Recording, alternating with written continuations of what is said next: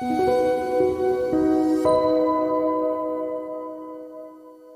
생각을 하면요.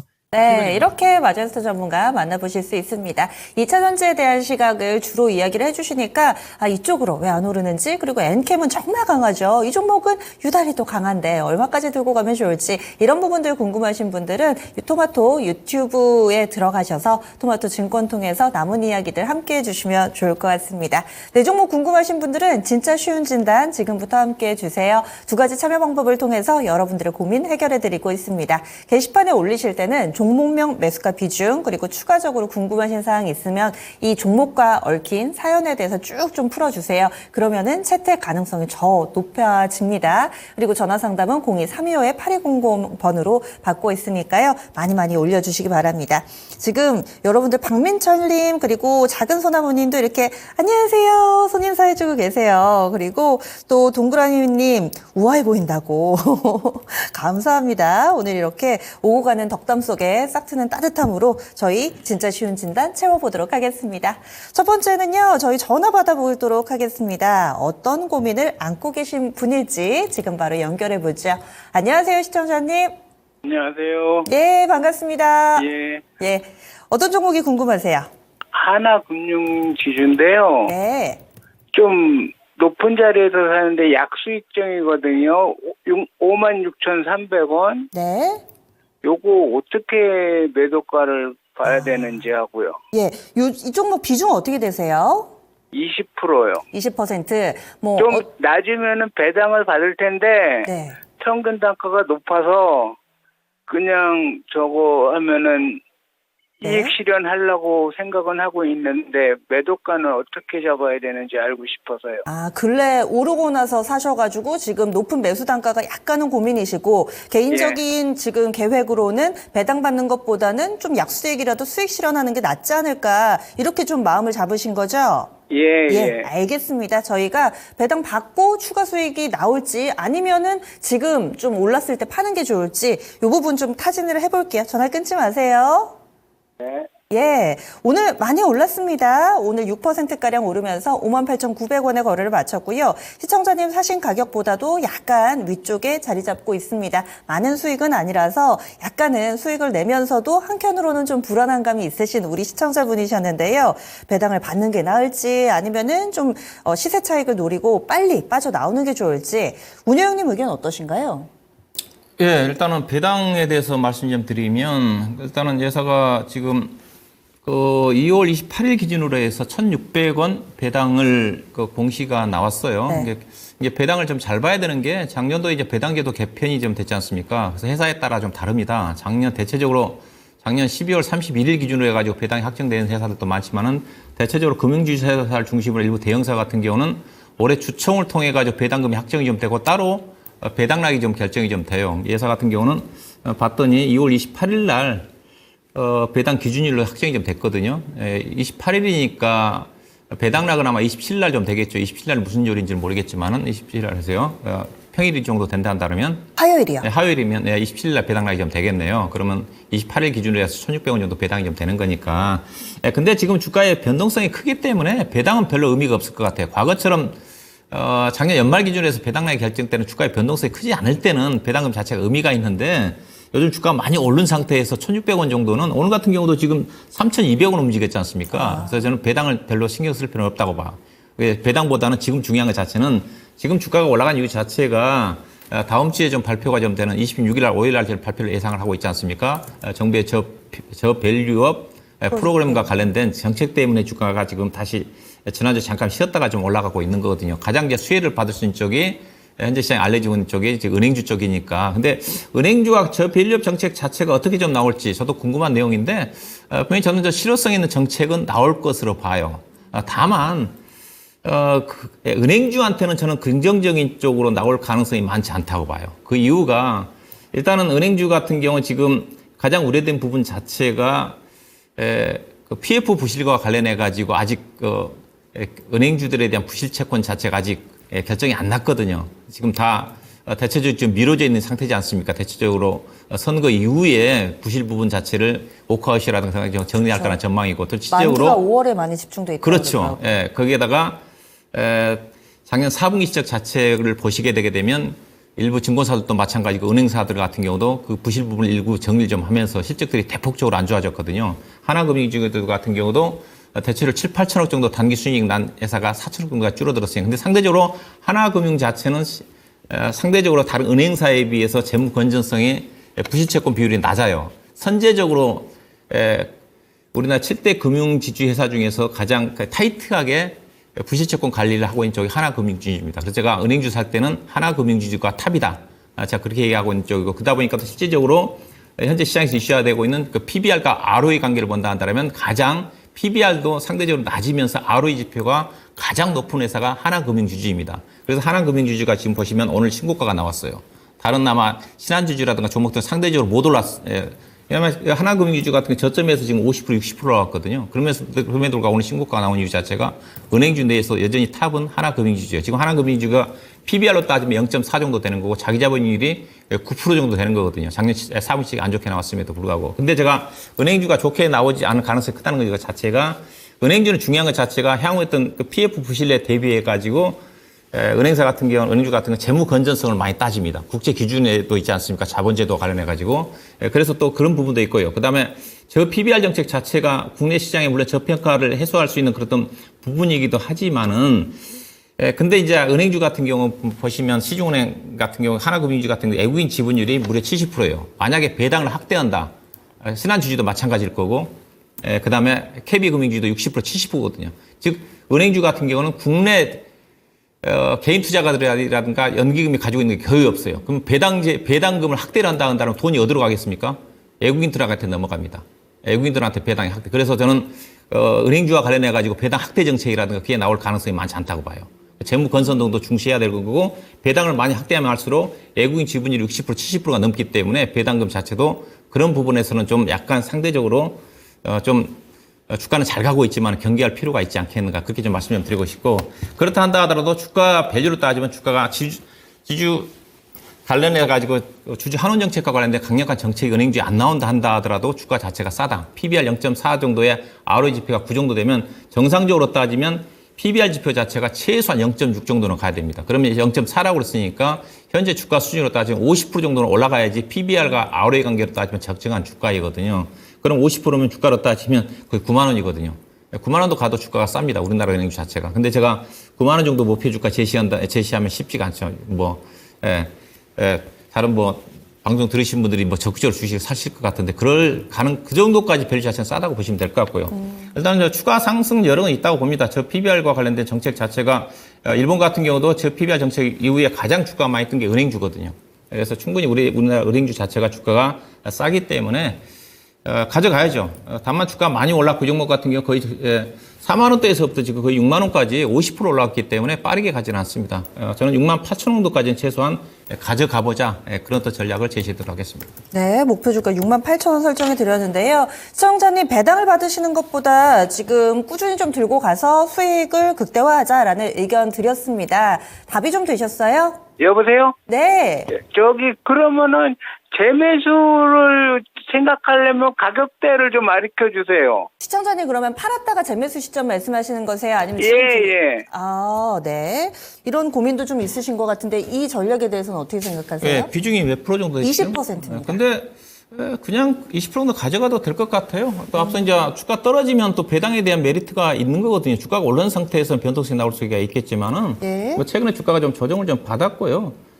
받았고, 앞서 저 PBR과 관련된 정책 자체가 상당히 실효성 있는 정책이 좀 나올 것으로 좀 보고 있고, 은행주가 어디까지나 그래도 핵심적인 그렇던 부분들이기 때문에, 저가 추가 매수를 한다면 5만 한 4천 원 정도 언저리 정도에서 매수하셔가지고, 일단 단기적인 매도 목표 주가 자체는, 왜냐하면 코스피 지수가 오늘 주가 많이 떠가지고 지수 2680에 거의 저항선까지 올라왔지만 이격 기준은 105입니다. 이격 기준 105면 조정을 좀 받아야 돼요, 지수가요. 오늘 많이 올라왔지만 내일 주가는 코스피 지수 같은 게 별로 못 올라갈 거예요. 오히려 코스닥 시장에서 개인적으로 좀 올라오지 않겠다는 쪽이기 때문에, 그렇지만 길게 보면 주가는 우상향 한다. 그래서 6만 8천 원까지 가져가시고요. 그리고 추가 매수 자체는 5만 한 5천 원 정도 아래로 내려온다 한다면 10% 정도 늘리셔가지고 6만 8천 원까지 가져가는 전략은 가능하지 않겠다 봐야 될 것 같습니다. 배당락 전에 단기 수익 실현하시면은 그 부분은 어떻게 보세요? 배당금이 1,600원이니까 배당금 별 큰 의미가 없는데, 일단은 다음 주 월요일 날 발표니까, 주중에 하루 약간 조정을 좀 받고, 배당락 기준, 다음 주 월요일 정도 기준으로 본다 한다면, 6만 한 3, 4천 원까지 갈 것 같거든요. 그리고 조정 받고 5만 5, 6천 원, 그때 조정 받는다 한다면 5만 5, 6천 원대 저점에서, 3월 중하순 정도 된다 한다면, 저는 이제 선거 전에 한번 좀 팔아주는 전략이 좀 필요하지 않겠는가 해서 선거 전후에서 4월 10일이니까 개인적으로 시나리오 예상해본다 6만 8천 정도까지 그때 한번 차익을 실현하는 전략도 가능하지 않겠나 저는 그렇게 좀 말씀을 드리고 싶네요. 네. 시청자님 짧게 끊어가시려면은 6만 3천 원에 팔았다가 그리고 다시 5만 5천 원 되면 샀다가 이후에 또 6만 8천 원까지 가져가시는 전략 아니라면 그냥 쭉 6만 8천 원까지 들고 가시는 것도 괜찮다 이렇게 의견 드렸습니다. 예, 시청자님 좀 잘 고민해 보세요. 예, 알았습니다. 고맙습니다. 예, 하나금융지주 살펴드렸습니다. 지금 워낙에 수익을 좀 내고 있는 구간이어가지고요. 들고 갈까 팔고 갈까 이런 부분이 좀 고민이 되시나 봅니다. 하지만 배당 매력보다는 지금은 시세 차익 쪽의 매력이 상당히 좀 높다. 이렇게 해서 의견 드렸습니다. 그러면은 첫 번째 종목 하나금융지주로 출발을 해봤고요. 계속해서 전화 주셔도 됩니다. 0232-8200번 받겠고요. 그리고 또 종목 쭉 올려주고 계시네요. 부자대전님 오늘 오셨어요. 샛별과 초승달님 어떤 의미의 필명이실지 HRS 이 종목도 상당히 좀 자주 올라오는 종목은 아닌데 이렇게 다양한 종목군들이 오늘 올라오고 있습니다. 다음 게시판에서 하나 보겠습니다. 일찌감치 올려주신 시스템 반도체 고고님의 종목을 하나 보겠습니다.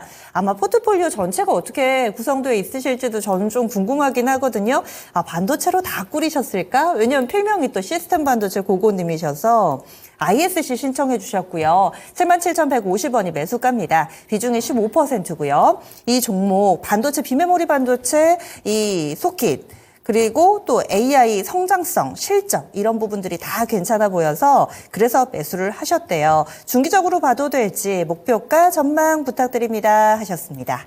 그래서 좀 여유 있는 시각으로 중기 투자를 계획하셨던 것 같은데 ISC 오늘 종가를 보니까 약간은 좀 손실 구간입니다. 약손실 구간이고요. 그리고 약간은 뭐 추세적으로 오르는 그림이 아니지 않을까. 직전 저점 부근까지 밀려 내려와 있는 상황인데 이 종목 최근의 움직임을 좀 어떻게 해석해 봐야 될지 중기적으로는 좀 수익을 낼 수 있을지 어떻게 보시나요? 테스트 이제 소켓에서하고 또 SK그룹에서 인수했지 않습니까? 그래서 어떻게 보면 현재 지금 또 앞서 얘기했다시피 이거 소켓 테스트 자체가 AI 반도체 시장에 특히 이제 DDR5가 주 HBM 반도체 주력이기 때문에 DDR5 시장 확대에 또 수혜주기이기도 하거든요. 테스트 소켓 자체가 5 자체가 이제 면적도 규모 크다 보니까 가격 자체 단가도 높고, 그래서 실적이 좋아져야 되는데 주가 못 이유 자체가 회사가 작년도에 주가가 많이 떴던 부분도 있지만은 실적 자체가 많이 부진해요. 3분기 때 이제 적자 나왔다가 4분기 때는 약간 흑자 전환한 걸로 좀 알고 있는데 주가 수준 자체가 작년도에 워낙 이제 급등했던 주식입니다. 보시면 차트를 좀 보시게 되겠는데 물론 다른 자타 작년도에 AI 반도체 관련 종목들도 많이 떴지만 예사 보시게 되게는 4만 원부터 해가지고 12만 원 정도까지 주가가 올랐었던 쪽이에요. 너무 지난주에 작년도에 과다하게 실적 전망치가 상당히 실적 성장률이 상당히 가파르게 전개될 거란 것 때문에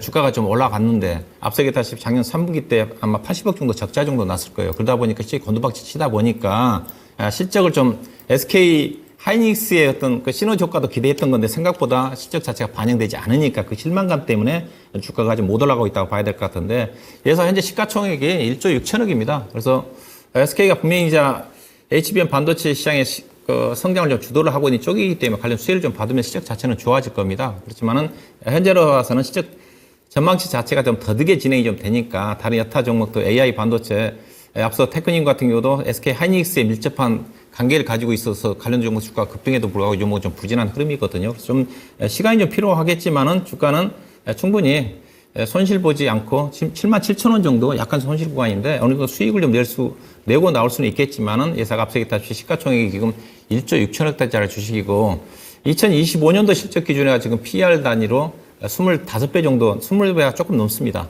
그래서 한 30배 정도까지는 올라갈 수 있다고 봐요. 회사가. 그러면 상승률 자체는 크지는 않습니다. 다만 그래도 어느 정도 수익을 좀 내고 나올 수 있지 않겠는가 좀 보셔야 좀 될 것 같고요. 차트로 보신다면 지금 매물층이 지금 우리 청년 매수한 가격대 약간 위에 8만 2, 3천 원대에서 매물층이 상당 포진이 좀 돼 있어요. 그래서 이 매물층을 돌파하기 위해서는 일단은 작년 4분기 때 아마 흑자 전환을 했을 것 같은데 4분기 때 25억 정도 흑자 전환을 했거든요. 앞서 얘기했다시피 3분기 때 80억 정도 적자에서 3분기 때 이제 흑자 전환을 했기 때문에 올해 이제 1분기 때 실적이 좀 좋아진다 한다면 주가는 점진적으로 우상향하지 않겠나. 다만 이 경우 목표 주가는 그렇게 높게 잡아서는 안 됩니다. 9만 원을 크게 상회할 것 같지는 않아요.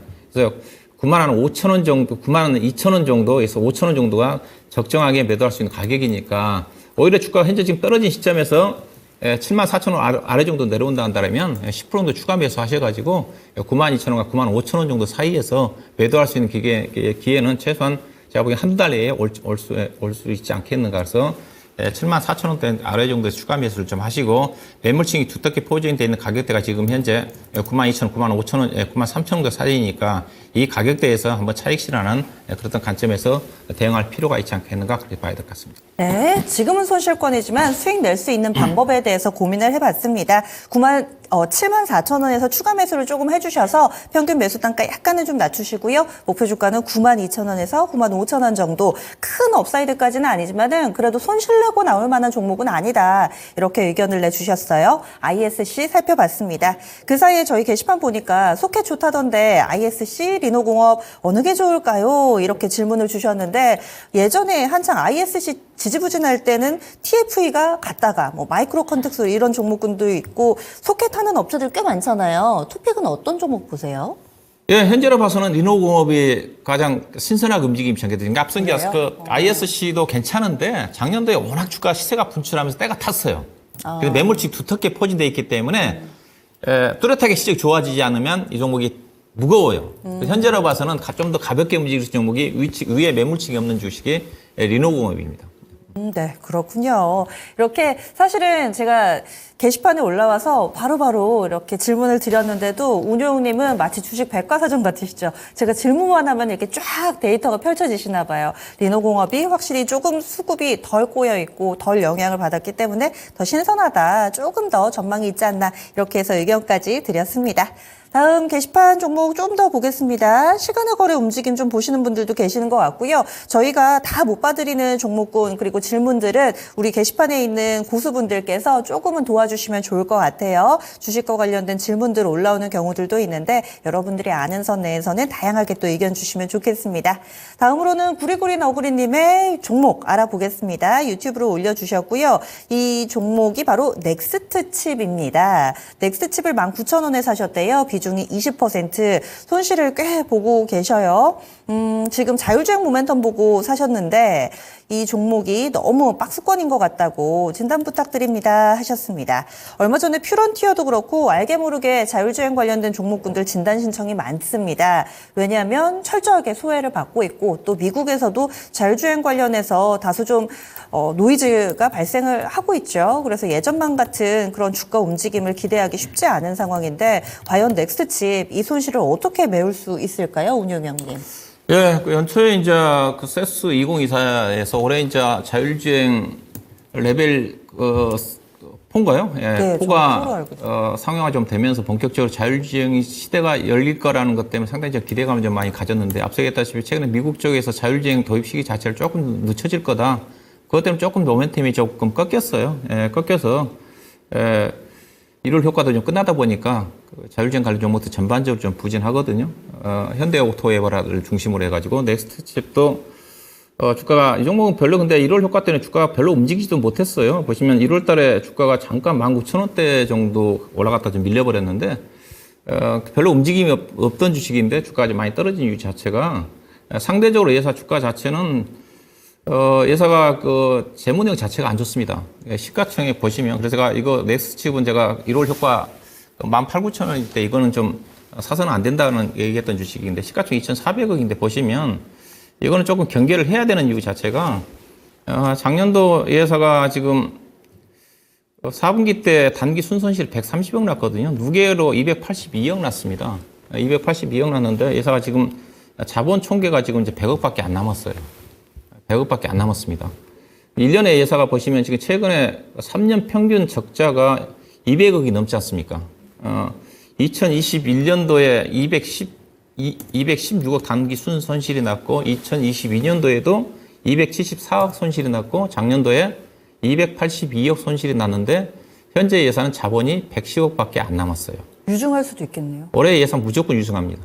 예, 유증을 하든가 그렇지 않으면 전환사채를 발행한다든가 제3자 배정을 한다든가 이런 주식들은 제가 바이오 종목도 또 이런 주식들은 제가 매매를 해서는 안 된다고 얘기하고 있는 쪽이거든요.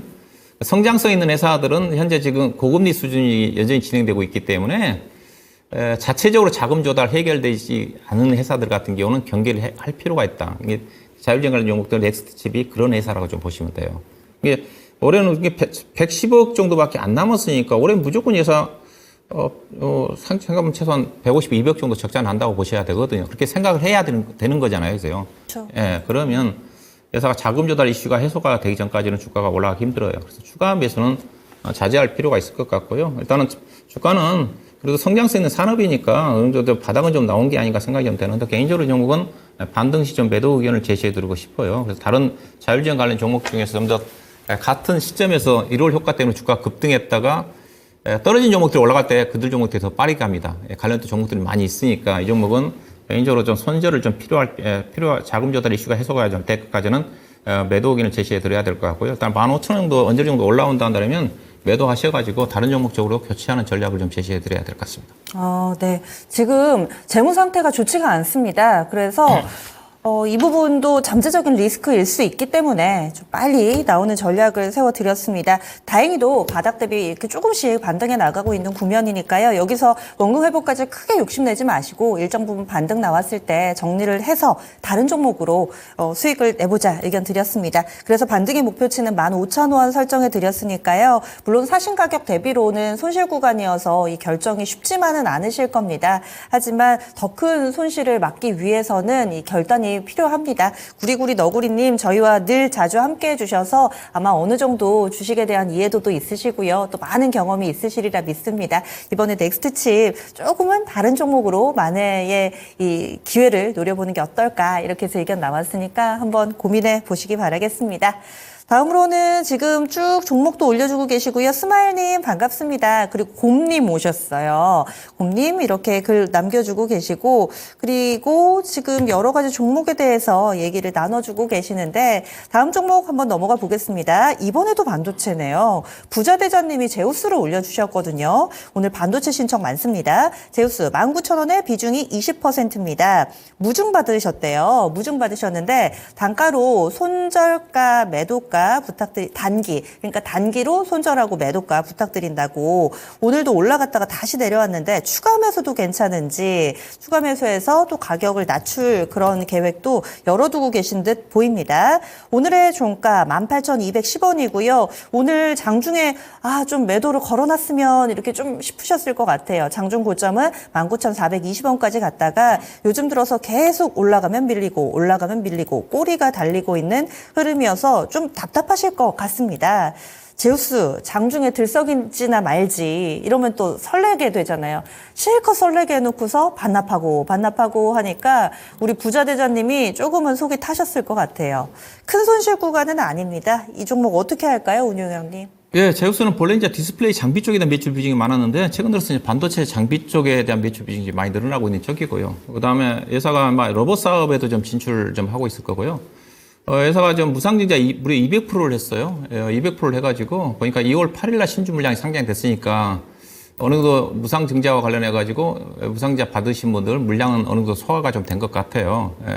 근데 이제 통상적으로 이게 무상증자 물량 200% 정도 한 물량이 소화가 좀 되게 되면 주가가 올라가기가 쉽지가 않습니다. 또 이 종목이 앞서 이제 무상증자 200% 이슈 때문에 주가가 24,000원대까지 고려약 기준 이후에 주가 기준에서 24,000원대까지 가던 주식이기 때문에 상당히 좀 더디게 진행될 수밖에 없어요. 그래서 올라가면 얻어맞고 또 빠지면 그래도 이 회사 밸류 자체는 나쁘지가 않거든요. 근데 올해 이제 보니까 수주잔고 자체가 한 4,000억 정도 되거든요, 보니까. 근데 회사가 현재 지금 연간 매출액 단위가 한 4,000억 정도 좀 되는 쪽인데 전반적으로 반도체팡이 어려운 국면 쪽에서 회사 4,000억 정도 수주잔고를 깔고 있다는 것 자체는 상당히 좀 많은 수준입니다. 올해 이제 전망치 자체가 실적이 상당히 괜찮아요. 실적 자체가 작년도 안 좋았지만은 올해는 영업이익 600억 정도 예상을 좀 하고 있는 쪽이고 충분히 예상했던 수주잔고를 좀 봐서는 그 정도 매출은 충분히 나올 것 같아요. 그래서 올해 예상되는 실적 자체가 이제 PER 기준에 12배 되는 수준이고 내년도가 8배 정도 되는 수준인데 주가 자체가 그렇게 높지는 않은데 앞서 얘기했다시피 무상증자 200% 이슈 때문에 주가가 지금 급등했던 그랬던 후유증이 있을 수밖에 없습니다. 유통 물량이. 그래서 주가가 올라가면 얻어맞고 또 빠지면 밸류 자체가 낮기 때문에 저가 매수가 들어오는 그 등락 구간이 전개될 수가 있어요. 길게 보면 주가는 충분히 시적으로 좀 봐서는 22,000원 정도까지 올라갈 수 있겠지만은 당장은 2월 8일 날 무상증자 물량이 상장되는 이슈 자체를 아직도 좀 해소가 좀 돼야 할 필요가 있지 않겠는가. 현재 흐름으로 봐서는 계속적으로 그 흐름이 전개될 가능성이 커 보여요. 현재 62동 평균선이 16,700원까지 올라온 수준이기 때문에 대체로 17,000원 정도 지지가 좀 될 것 같아요. 이사 기업 내용으로 봐서는. 근데 유로 올라가기에는 현재로 봐서 2만 원대가 저항선이니까 길게 보시면 22,000원대까지 가져가시고 단기적으로 매매한다 한다면 17,000원 정도 초반 매수, 200원, 300원대 매수, 그 다음에 19,600원, 700원 정도 매도, 그 다음에 22,000원 정도 올라가면 전략 매도하는 그래도 전략이 필요하지 않겠는가 그렇게 좀 말씀드리도록 하겠습니다. 굉장히 세분화해서 세세하게 주셨어요. 아무래도 부자대장님께서 단기로 보신다고 하니까 이렇게 가격을 좀 설정을 해주셨어요. 왜 이렇게 위아래 꼬리가 달리나 했는데 운영님의 진단을 들으니까 말끔하게 해소가 되네요. 무중 후유증이다. 이렇게 해서 설명을 해주셨습니다. 따라서 17,200원 그 초반, 17,000원 초반대에서는 추가 매수 가능하고요. 그리고 이렇게 짧게 위쪽으로 올라가는 기술적인 반등의 매도 시점은 19,000원대 중반 정도로 설정을 해드렸습니다. 그리고 전체적으로 빠져나오는 가격 22,000원 정도까지 보시면 될 것 같습니다. 지금 큰 손실 구간은 아니시니까요. 충분히 수익으로 돌려놓고 나오실 수 있습니다. 너무 실망 마시고요. 제우스 다만 장중의 시세 좀 꾸준히 체크를 해주시기 바라겠습니다. 제우스 봤습니다. 그리고 종목 더 보겠습니다. 오늘 전화가 좀 뜸해요. 이럴 때 전화를 해주시면은 또 목소리도 듣고 여러분들께 기회가 가실 수가 있습니다.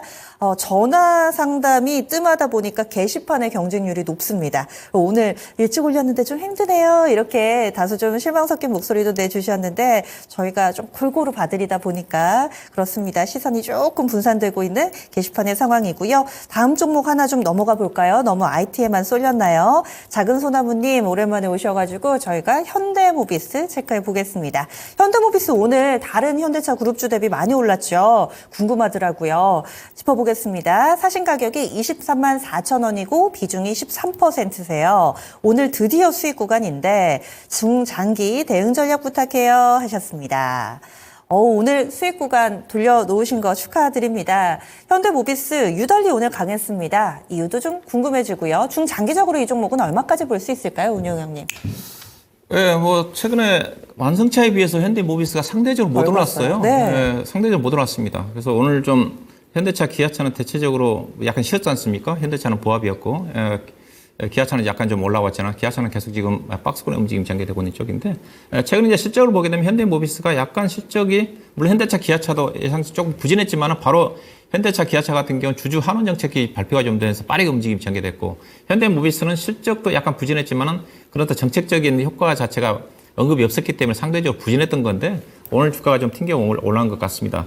일단 현대모비스 자체도 지금 PBR로 따지면 0.5배 아래 되는 수준이고 ROE 지표 자체가 9% 정도 되는 수준이기 때문에 주가 자체는 쌉니다. 또 PER 기준에 가지고 6배 되는 수준이고 현대차, 기아차가 좀 많이 올라와서 밸류 자체가 현대모비스가 거의 비슷하지만은 완성차하고 부품 업종을 본다 한다면 부품 업종이 좀 높은 프리미엄을 받아야 됩니다. 근데 현재는 현대차를 기준으로 본다면 현대모비스하고 현대차 밸류 자체가 똑같아요. 왜냐하면 완성차 같은 경우는 계속적으로 신차를 개발한다든가 그렇죠. 돈이 계속 들어갈 수밖에 없고요. 그 다음에 혹시나 리콜이 걸리게 되게 되면 완성차가 덤탱이를 쓰지 부품 회사들한테는 별로 영향이 없어요. 그렇기 때문에 완성차에 비해서 부품 업종이 높은 밸류를 받아야 되는 겁니다. 근데 국내 자동차 부품에서 현대모비스는 상대적으로 현대차에 비해서 주가가 낮아요. 그래서 추가적인 현대모비스 주가 자체는 추가적으로 좀 상승을 좀 해야 돼야 되는 게 아닌가 그렇게 봐야 될 것 같고요. 예사가 지금 PER 기준에서 지금 6배, 5.9배, 6배 정도 되는 수준이고 오늘 주가가 좀 올라와서 6배가 약간 넘어갈 것 같은데 충분히 주당 PER 기준에서 7배 정도까지는 상승을 좀 해야 되지 않겠는가. 그렇게 본다 한다면 중기적으로 27, 8만 원 정도까지 목표 주가를 염두에 두시고 가져가는 전략 가능하지 않겠는가. 이분이 오래간만에 이제 수익권에 진입했다는 생각을 봐서는 상당 기간 오래 갖고 계신 것 같은데 충분히 길게 보면 올해 자동차 관련 종목들이 그나마 그래도 경기 관련 종목 중에서 실적 성장이 안정적으로 현재 저 PBR 부분 자체가 PBR 낮은 게 가는 거 아닙니다. 저 PBR이면서 성장하는 회사들 ROE 지표 자체가 어느 정도 성장하는 ROE 자체가 우리나라 워낙 낮기 때문에 10% 정도 되는 기업들이 주가가 좀 가는 거거든요. 그래서 충분히 현대모비스 같은 경우 저 PBR이면서도 실적이 성장하는 주식이기 때문에 정책적인 수요 효과와 함께 중장기적으로 우상향하지 않겠는가 그렇게 보시면 될 것 같고요. 일단은 뭐 주봉을 좀 보시게 되게 되면 현대모비스 주가 자체가 과거 이제 40만 원대까지 갔던 주식이에요. 현재로 봐서는 28만 원 정도가 현재 목표 주가 좀 나오거든요. 이 가격대가 2022년도 1월 달 정도 형성됐던 가격대입니다. 그래서 28만 원 정도까지 중장기적인 관점을 가져가시고 비중이 13% 정도 되는데 여유가 있으시면 이런 종목들은 또 올라갈 때 사시면 안 됩니다. 조정권에 23만 아마 8천 원 정도라든가 내려온다 한다면 추가적인 매수도 좀 가능하지 않겠는가. 28만 원 정도까지 좀 더 중기적인 관점에서 보유하는 전략 가능하지 않겠는가. 그렇게 좀 말씀드리도록 하겠습니다. 작은 소나무님 고생하신 거를 우리 시청자분들도 다 잘 알아주세요. 아유, 이걸 참고 오셨네요 하시면서 게시판에도 글을 올려주고 계시는데 그 고생의 시간들이 이제 수익으로 하나둘씩 보답받을 차례입니다. 목표 주가는 27만 원, 28만 원 정도 설정을 해드렸고요. 그리고 중장기적으로 본다면 추가 매수도 충분히 가능하다. 다만 따라가지 마시고 23만 원대 정도는 또 추가 매수 가능하다. 이렇게 해서 의견 드렸으니까 현재 자금 상황에 따라서 이 가격 전략 한번 참고해 보시기 바라겠습니다. 그리고 조금 전에 운영님 말씀해 주실 때 뭐 리콜이라든지 이런 쪽에 영향을 덜 받아서 자동차 부품 섹터는 원래 밸류를 더 줘야 되는데 이렇게 말씀을 하셨잖아요. 네. 근데 자동차 부품 섹터가 영업이익률이 낮아서 국내에선 완성차보다 조금은 밸류에이션을 디스카운트 받지 않나요? 자동차 부품업 중에서 영업이익이 가장 높은 게 SL입니다. 네. SL이 가장 높고요. 이제 부품 종목 따진다 한다면 앞서 이제 현대모비스가 9%밖에 안 된다고 그랬거든요. 중요한 자체가 영업이익이래요. 이제 앞서 얘기했는데 현대모비스가 과거에 잘 나갈 때 주가 고점 때 영업이익률이 12%가 갔습니다. 근데 지금 영업이익이라면 현대모비스가 아마 6% 정도 언저리밖에 안 될 거예요. 제가 알기로는. 많이 떨어졌어요. 그게 현대차 그룹이면서도 현대차 그룹이 현대모비스한테 이익을 많이 안 줍니다. 그러다 보니까 다른 여타 중소형 부품 회사들 같은 경우도 영업이익 자체가 4% 5%밖에 안 돼요. 그나마 조금 높은 쪽이 SL이라는 회사가 정도 좀 되고 대체적으로 딱 5% 6% 정도 좀 맞춰져 있어요. 그래서 이제 그런 부분이 할인을 받는 그런 부분도 있지만 제가 앞서 얘기했다시피 현대차와 비교를 해보면 상대적으로 현대모비스 주가 자체가 같은 PER을 한다면 완성차보다는 현대모비스가 높게 좀 평가를 좀 받아야 되는 게 아닌가 그렇게 좀 말씀을 드린 겁니다. 네, 알겠습니다. 이렇게 또 추가 질문에 대한 궁금증까지 말끔하게 해설을 해주셨어요. 현대모비스 오랜만에 봤고요. 그리고 지금 수익 구간 축하드립니다. 앞으로 더 큰 수익 저도 함께 기대해 볼게요. 작은 소나무님의 종목이었고요. 마지막으로 저희 전화가 왔습니다. 전화 받아볼게요. 여보세요? 여보세요? 예, 안녕하세요. 예, 안녕하세요. 예, 어떤 종목 궁금하세요? 예, 하나솔루션. 한화솔루션 얼마에 사셨어요? 46,000원에 15%요. 46,000원에 15%. 아유, 좀 고생하셨어요. 예, 오래됐어요. 예, 당시에는 어떤 점이 좋아 보이셔서 사셨어요? 그때 뭐 태양광 어쩌고 해서 샀는데 기회를 놓쳤어요. 파는 기회를. 매수권에 왔다가 지금 손실 보고 계신 거세요? 예, 그렇죠. 왔었어요. 그러면은 이 종목 지금은 어떻게 하고 싶으세요? 그래서 제가 지금 의견을 듣고 싶어서 네. 가지고 있어야 되는지 아니면 더 사야 되는지 그거를 여쭤보고 싶어요. 추가 매수 가능성도 있으시고 뭐 기간도 예. 전혀 구애를 받지 않으시나 봐요? 예. 예, 알겠습니다. 여러 가지로 저희가 좀 최대한의 전략을 좀 세워볼게요. 잠시만요. 예, 태양광 쪽 비전 보시고 들어가셨는데 사실 요즘에 시장에서 태양광 얘기 쏙 들어갔죠. 시청자님 수익권 잊었다가 손실로 돌아서서 더 좀 뼈아픈 그런 상황이실 것 같은데 어떻게 해야 될까요, 운영님?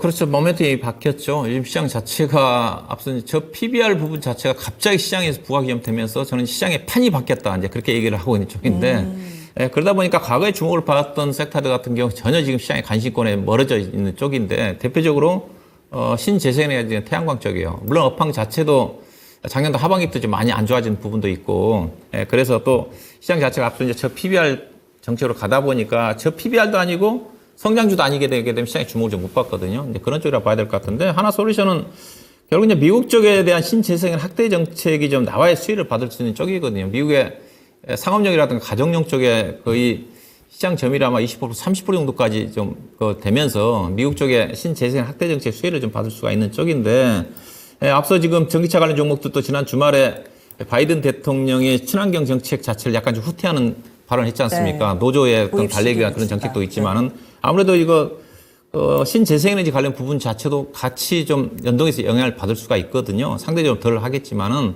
그래도 좀 모멘텀이 좀 안 좋아요. 그렇다고 해서 예사가 실적이 좋은 것도 아니고 작년도 4분기 때 예사가 적자 났거든요. 적자가 좀 났고 국내 태양광 산업 자체는 여전히 안 좋기 때문에 그래서 주가가 좀 올라가기가 조금 시장의 상당 기간 소외를 좀 받지 않겠나. 그렇다고 해서 종목이 여기다 대고 손절할 수 있는 그런 종목들은 아니에요. 주가가 좀 지지부진하지만은 그래도 주가가 좀 많이 떨어지다 보니까 PBR이 0.6에다가 다만 이제 ROE 지표 자체가 4.8밖에 안 되기 때문에 이 종목은 그야말로 가치주의예요, 현재로 봐서는. 이게 PBR이 0.6이면 현재 시장에서 예상하고 있는 저 PBR이면서 ROE가 높은 종목이 0.6이면 ROE 지표 자체가 9% 정도는 올라와야 되거든요. 자동차 쪽은 앞서 얘기했다시피 그 정도 해당이 좀 돼. 현대모비스 같은 경우는 PBR이 0.5인데 ROE 지표 자체가 8% 9% 정도 되는 거니까. 근데 이 종목은 올해 전망치로 따지면 PBR이 0.6인데 ROE 지표가 4.8. 4.8이라는 것 자체는 국내 상장 회사들의 평균 ROE 지표가 똑같습니다. 그래서 이 종목은 뭐냐, 결국은 종합주가지수 움직임과 비슷하게 가든가 그런 쪽으로 좀 보셔야 돼요. 그래서 이거는 보유하시고요. 보유하시고 가치 성격이기 때문에 뭐 손절할 필요는 없습니다. 32,000원 아래로는 안 내려갈 거예요. 안 내려갈 거고, 짧은 매매는 매매 관점 접근 좀 해야 되지 않겠냐. 32,000원대 매수고, 단기적으로 보면 36,000원이고요. 조금 저 길게 보게 되면 38,000원, 4만원 정도, 언저리 정도. 결국은 하반기 또 정도 가서, 미국의 대선이 좀 끝나고 난 다음에, 트럼프와 바이든 간의 어떤 그 결론이 좀 나와야지 신재생에너지와 관련된 부분이 모멘텀이 좀 부각이 좀 되지 않겠는가. 그래서 왜냐하면 석유화학방 자체도 좀 안 좋거든요. 하나솔루션의 주업 자체가 태양광이지만 그래도 석유화학 사업 부분에 대한 영업이익이 미치는 부분이 상당히 크기 때문에 석유화학 부분 자체는 지금 개선되기가 쉽지가 않거든요. 그래서 재료가 없기 때문에 현재로 봐서는 32,000원과 길게 보면 4만 원 정도 사이 흐름이니까 3만 원대 초반대에서는 추가 매수도 가능할 것 같고, 단기적으로 짧은 매매 자체가 36,000원이고 길게 보신 분들은 4만 원 이상까지 4만 원 정도까지 가져가는 전략은 무난하다. 그렇게 좀 보셔야 될 것 같습니다. 시청자님, 추가 매수도 일단 가능하고요. 32,000원은 안 깨질 것 같다, 지지될 것 같다 의견 드렸습니다. 그래서 추가 매수를 해서 단가를 좀 낮춰서 빠져나오시거나 아니면 그대로 가지고 있어도 크게 뭐 더 밀려 내려갈 종목은 아니다, 이렇게 의견을 드립니다. 다만 시간 투자는 좀 하셔야 될 것 같아요. 네, 시청자님 더 궁금하신 점 있으세요? 아니, 없어요. 됐어요. 예, 잘 고민해 보시기 바랍니다. 예, 감사합니다. 이렇게 해서 하나솔루션 살펴봤습니다. 미리미리 좀 이렇게 잘라낼 종목, 뭔가 좀 액션을 해주시면은 시간을 좀 줄일 수가 있습니다. 저희가 이 시간에 많은 종목을 못 받는 게 늘 약간은 한스럽기는 한데요. 최대한 좀 속도를 내면서 많은 분들께 도움 드리려고 해봤습니다. 오늘 못 받으신 분들 내일도 실망 마시고 오시면은요, 한 번 더 기억하고 한 번 더 생각해서 여러분들의 종목 봐드리도록 하겠습니다. 이렇게 해서 오늘의 상담 마무리 짓겠고요. 그러면 내일장 전략 알아보겠습니다. 내일장 어떤 점이 중요하실까요? 예, 뭐 시장 자체는 지금 글로벌 시장 자체는 다 신고가지 않습니까? 네, 부러워요. 부럽죠, 했어요. 거의 다 뭐 신고가입니다. 다만 신고가다 보니까 주가가 좀 빠르게 가진 않아요, 해외 시장 자체는. 근데 국내 시장 자체는 지금 저 PBR 정책 때문에 외국인 수급이 강하게 유입되면서 상승을 좀 하고 있는 쪽인데, 국내 시장도 떨어질 일은 없는 거잖아요. 우리 시장 자체가 부진하지만은 뭐 그럴 수밖에 없는 것 자체가 실적도 좀 안 좋고 상대적으로 기업들 실적도 1분기 정도까지 안 좋으니까 그런 영향인데, 다만 이제 PBR 지표가 워낙 악기 때문에 하반기 좀 제한적이고 또 정부의 저 밸류업 정책 때문에 저 PBR 종목들이 꿈틀거리고 있는 부분이기 때문에 주가는 떨어지지 않는다. 그래서 양시장 자체가 저점을 상향 통해서 안정적으로 상승하지 않겠나 봐야 될 것 같은데, 다만 지금 코스피와 코스닥 시장 간의 디커플링이기 때문에 달리 대응을 좀 해야 될 것 같아요. 코스피는 저 PBR 종목들에 대한 그 상승 주도력 자체는 계속 유지가 된다고 보셔야 될 것 같아요. 계속적으로 길게 보더라도 단기적으로 다음 주에 발표되는 정책적인 기대감도 있기 때문에, 다만 이제 코스닥 시장을 어떻게 봐야 되느냐? 코스닥 시장 자체는 저 PBR 정책과 무관하기 때문에 결국은 그 섹터 내에서 테마 중심으로 움직이는 장인데, 코스닥 시장이 상대적으로 부진한 이유 자체가 시장의 움직일성 자체 2차 전지라든가 AI 반도체가 움직임이 전개돼야 되는데 오늘 같은 경우 전혀 관련 종목들이 별로 부진하다 보니까 주가가 좀 못 가고 있는 쪽이거든요. 네. 근데 코스피와 코스닥 시장 자체도 디커플링 자체가 코스닥 시장이 오늘 부진한 이유 자체가 지난주를 보시게 되면 주간 단위로 보면 코스닥 시장이 거의 3.8% 떴습니다. 네. 코스피는 1.0%밖에 안 떴어요. 그래서 지난주기를 본다면 코스닥 시장이 과열이었고요. 지금 어떠냐? 코스피가 오늘 주가 급등을 하면서 과열입니다. 이격 수준이 104.9까지 올라왔거든요. 그러면 코스피는 좀 쉬어갈 수가 있어요. 그럼 또 코스피가 쉬면 또 코스닥 시장이 좀 올라옵니다. 그러면서 키 맞추기 과정이 전개가 된다. 다만 코스닥 시장에 정책적인 우위가 있기 때문에 상대적으로 좀 우위에 있지 않겠는가. 그렇게 봐야 될 것 같고요. 그래서 코스닥 시장은 테마 섹터별로 개별 종목 장세가 전개가 좀 되는데 코스피 시장 쪽은 여전히 저 PBR 정책의 시장 이슈이기 때문에 은행보다는 아무래도 내 지수 부담이 있기 때문에 보험주가 지수의 부담에 문화에 갈 수 있기 때문에 내일 정도는 보험주 쪽을 관심 있게 볼 필요가 있지 않겠는가. 그다음에 조정받고 있는 자동차 종목, 그다음에 무난하게 접근할 종목이 지주사 쪽이고, 그다음에 코스닥 시장은 AI 반도체와 그다음 로봇 관련 종목 순환매를 좀 노려보시고, 그다음에 APR이 지난주에 공모를 했는데 엄청나게 지금 시장의 주목을 좀 받았지 않습니까? 그러면 의료기기 관련 종목들이 상대적으로 APR에 비해서 싸게 부각될 수가 있거든요. 의료기기 관련 종목들이 지난주 금요일 날 상승 이후에 조정을 좀 받고 있는데 시장이 괜찮기 때문에 의료기기 관련 종목들도 함께 관심 있게 볼 필요가 있지 않겠는가 보고 있습니다. 네, 알겠습니다. 이렇게 해서 또 여러분들의 고민 해결사 토마토 투자자문의 박준영 운영님 여기서 보내드릴게요. 오늘 말씀 고맙습니다. 네, 고맙습니다. 그리고 운영님의 이 종목 상담뿐만 아니라 시장 전체적인 인사이트가 궁금하다 하시는 분들을 위해서 매주 일요일에 무료로 온라인 공개 방송하고 있습니다. 시장과 종목 인사이트라는 주제로 매주 일요일 저녁 8시 유튜브에서 라이브로 진행되니까요. 이 시간에 또 여러분들의 궁금한 점들 질문도 하시고 또 한 주 동안의 큰 밑그림을 그려놓으시면은 비교적 안정적으로 또 투자 전략 세우실 수 있습니다. 많은 관심과 참여 부탁드립니다. 네, 그리고 진짜 쉬운 진단 매주 금요일은요, 여러분들의 포트폴리오를 진단해드리는 시간으로 꾸립니다. 미리미리 접수해주세요. 02-2128-3388번으로 연락 주시면은 두 분의 전문가, 최병훈 전문가, 그리고 신한투자증권의 이호석 PB, 이 두 분의 다양한 시각으로 솔루션을 제시해드리니까 망설이지 마시고 연락 주시기 바랍니다. 지금까지 다양한 투자 판단에 대한 도움 말씀드렸습니다. 종목의 상승 하락을 보장하지는 않습니다. 내일장 기대하면서 전 여기서 인사드릴게요. 함께해 주신 여러분 고맙습니다.